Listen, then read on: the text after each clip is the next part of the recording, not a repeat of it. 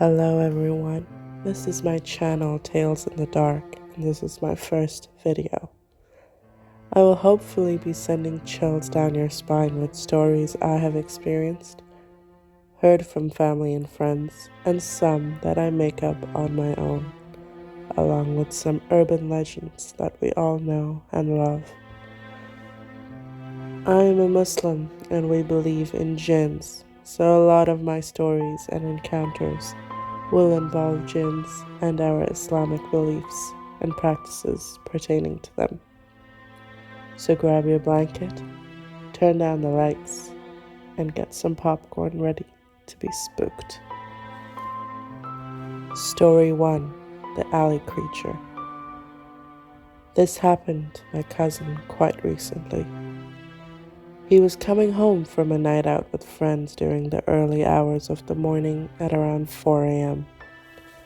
His friends dropped him off at the end of the street from his house, and he was about to walk the 1 minute or so home when he felt the urgent need to pee. As it was 4 a.m. and the streets were totally empty, he decided to go under a tree in the corner and pee right there. Little did he know, that was a big mistake. As he was in the middle of doing his business, he heard something that sounded like the cracking of knuckles right above him. Feeling weirded out, he looked up at the wall in front of him and gasped and fell to the floor. There, on the wall above his head, there was a creature staring right at him. He described it as something with a big face, burnt black to a crisp, and its spider-like legs spread all over the wall behind it. While still on the floor, he began moving back in fright, scrambling to get away while that creature followed. After what felt like eternity, he was able to find his legs and start running. While running, he glanced back over his shoulder in hopes that he was not being pursued.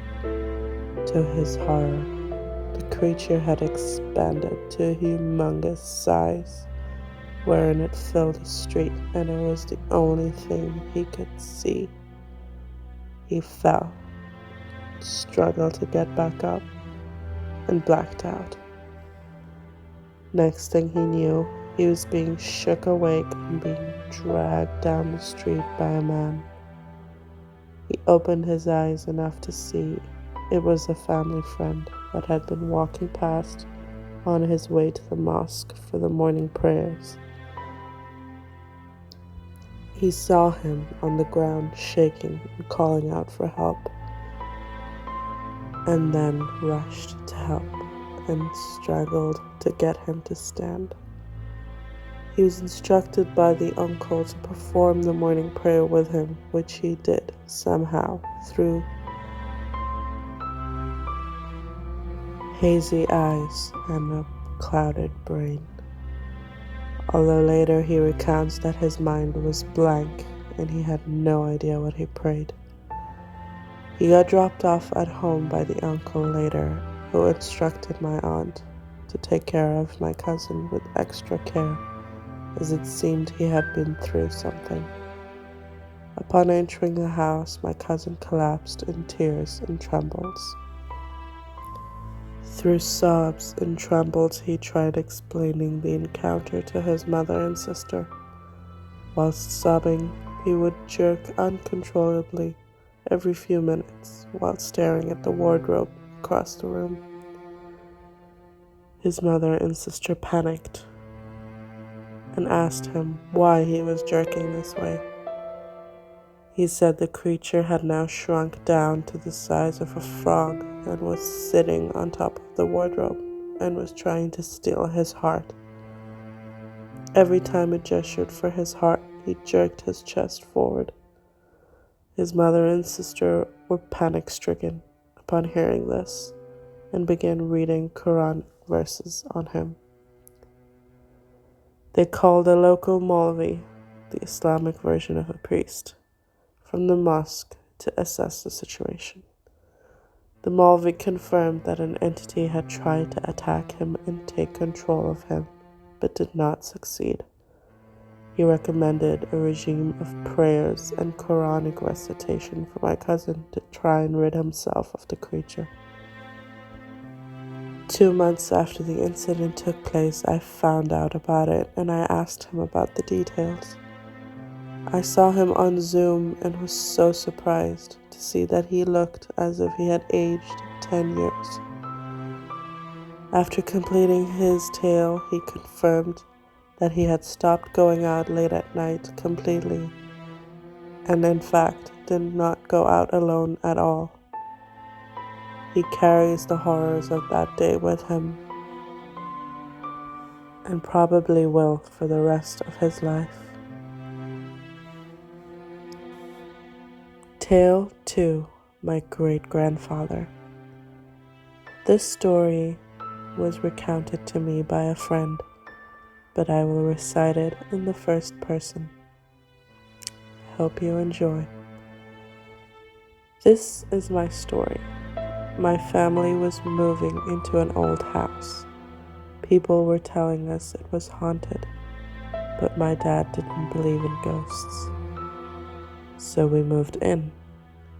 As I was picking out my room, I found a room full of old books. They were photo books. I didn't recognize anyone, so I threw them in the basement. A year later, things went weird. I started hearing creaks when no one was walking, and a sound like someone was pounding on the walls. I got freaked out and went to the library to check on the house's history. I found very interesting things. The house was once owned by a dog trainer who was killed by a dog that attacked her. No one ever lived in it for the next 7 years. That was when I came across something interesting. That couple that moved in next was Mr. and Mrs. Smith, my great-grandparents. What a surprise.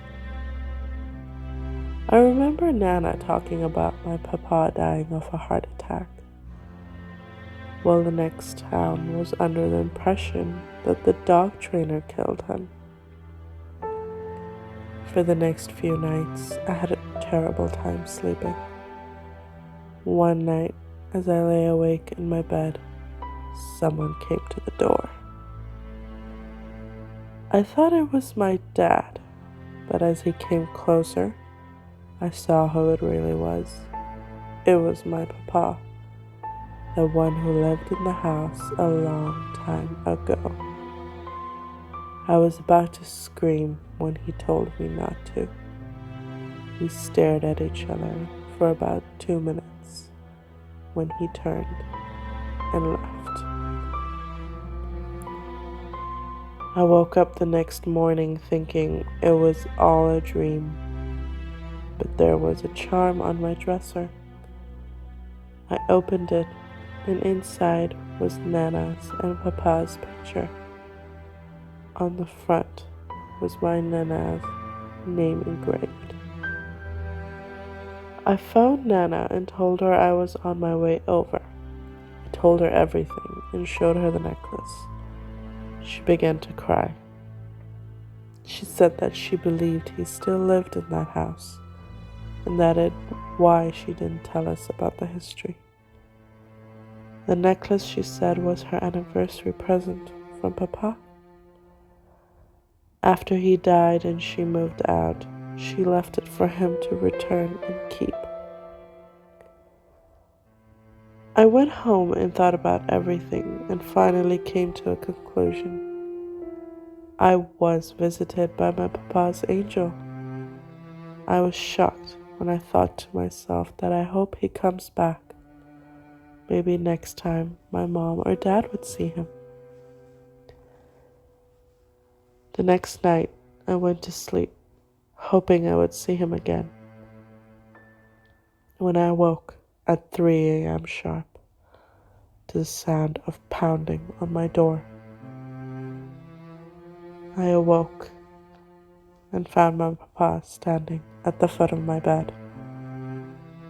He seemed sad.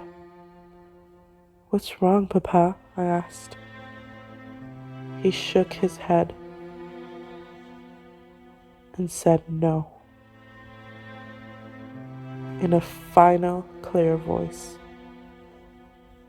and then turned and walked out the door. I stared at the door, hoping he would come back to give some clarity, but there was none. I carried that day in my mind always and want to know why he would say no, but I never found out, and he never came back.